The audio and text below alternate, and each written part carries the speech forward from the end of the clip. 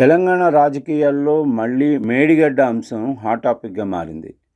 మాజీ మంత్రి జీవన్ రెడ్డి చేసిన తాజా వ్యాఖ్యలు ఇప్పుడు పెద్ద చర్చకు దారితీస్తున్నాయి. కేసీఆర్ జగిత్యాలకు వస్తున్నారని తెలిసిన వెంటనే నిన్నటిదాకా నిద్రపోయిన రేవంత్ రెడ్డి ఇవాళ మేడిగడ్డ దగ్గరకు వెళ్లారని జీవన్ రెడ్డి తీవ్ర వ్యాఖ్యలు చేశారు.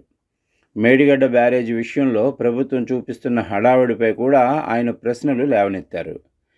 ఎస్ఎల్బీసీ నిర్మాణ దశలో కుంగిపోతే 8 మంది కార్మికులు చనిపోతే వారి శవాలను కూడా తీయలేకపోయారు. కానీ ఇప్పుడు మేడిగడ్డలో 2 పిల్లర్లు కుంగినందుకు ఇంత హడావుడి చేస్తున్నారు అంటూ ఆయన రేవంత్ రెడ్డిపై విమర్శలు గుప్పించారు.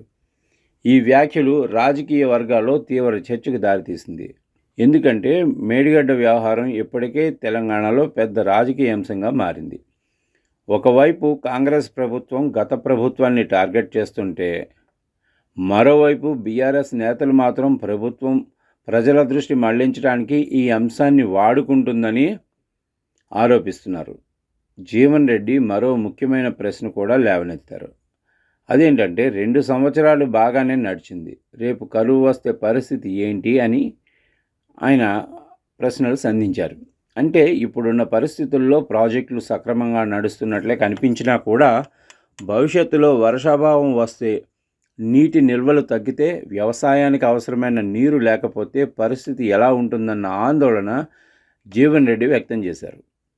తెలంగాణలో నీటి ప్రాజెక్టులు ఎప్పుడూ కేవలం అభివృద్ధి అంశాలు మాత్రమే కాదు, అవి రాజకీయంగా కూడా చాలా సున్నితమైనవి. ముఖ్యంగా కాళేశ్వరం, మేడిగడ్డ, ఎస్ఎల్బీసీ వంటి ప్రాజెక్టుల చుట్టూ జరిగే ప్రతి వ్యాఖ్య, ప్రతి ఆరోపణ ప్రజల్లో పెద్ద చర్చకు దారితీస్తుంది. కేసీఆర్ జగిత్యాల పర్యటన, మేడిగడ్డపై రేవంత్ రెడ్డి స్పందన, జీవన్ రెడ్డి విమర్శలు, ఇవన్నీ కలిపి ఇప్పుడు తెలంగాణ రాజకీయాల్లో హాట్ టాపిక్గా మారాయి. రాబోయే రోజుల్లో ఈ అంశంపై కాంగ్రెస్, బీఆర్ఎస్ పార్టీల మధ్య మాటల యుద్ధం మరింత ముదిరే అవకాశం ఉంది. ఏమైందా కేసీఆర్ గారు జగిత్యాలకు వస్తున్నారని చెప్పంటే నిన్నటి దాకా నిద్రపోయిన ముఖ్యమంత్రి రేవంత్ రెడ్డి గారు ఇవాళ బయలుదేరిండి అని చెప్పంటున్నారు. మేడిగడ్డ బ్యారేజ్ ఒక 2 పిల్లలు కుంగినే, SLBC Srisailam left bank canal అని చెప్పంటున్నారు.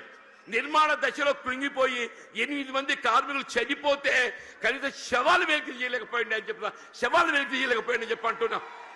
2 పిల్లలు కృంగిపోతే అసలు బ్యారేజ్ విలువ 4000 కోట్లు, ఆ 2 పిల్లలు కడితే 400 కోట్లు అయితే అని చెప్పి అంటున్నా. ఎక్కువ మీకు అన్నారం సింధు ఇంకో 100 కోట్లు అయితే అని చెప్పి అంటున్నా. ఇలా 2 సంవత్సరాల కాలం ఏదైతుందో ఏదో ప్రకృతి సహకరించింది అదృష్టం. మన కరువు సమస్య ఉత్పన్నం కాలేదు. రేపేదైతో ఎల్లినో ప్రభావం నిజంగానే కరువు వచ్చినట్టయితే మన భవిష్యత్తు ఏం కావాలి? కరువు వస్తే మన భవిష్యత్తు ఏం కావాలని చెప్పి అంటున్నా. అదే పెద్దలు కేసీఆర్ గారు ఏదైతే జగిత్యాల పట్టణానికి వస్తున్న సందర్భంగా రేవంత్ రెడ్డి ఏదైతుందో నిద్ర లేచినట్టు నటిస్తుందని చెప్పి అంటున్నా. ఇక తుమ్మడి బ్యారేజ్ అటే పోయిందా? నీకు నిజంగానే సిన్సియారిటీ ఉంటే వీళ్ళ 3 సంవత్సరాలు గడుస్తుందా తుమ్మడి బ్యారేజ్ నిర్మాణం చేయగలుగుతావు కదా, ఎందుకు చేయలేకపోయినా చెప్పంటున్నాను. వీళ్ళు నిన్నటి వరకు ఏదైతుందో వీళ్ళు ఏ కాళేశ్వరం కూళేశ్వరం అని మాట్లాడిండే, అదే కాళేశ్వరం అదే మేడిగడ్డ ఏదైతుందో మన భవిష్యత్తు ఏదైతుందో మనకేది అండగా ప్రాజెక్టే మేడిగడ్డ కాబోతుందని చెప్పంటున్నాను. ఇలా మన భవిష్యత్తు రైతాంగమే కానీ, ఇలా త్రాగునీటి సదుపాయమే కానీ, పారిశ్రామిక అవసరాలే కానీ, హైదరాబాద్ త్రాగునీటి అవసరాలే కానీ అన్నింటికి ఏదైతుందో అదే మేడిగడ్డ మనకు జీవనాధారం కాబోతుందని చెప్పి అంటున్నాను. వాస్తవం చెప్పాలంటే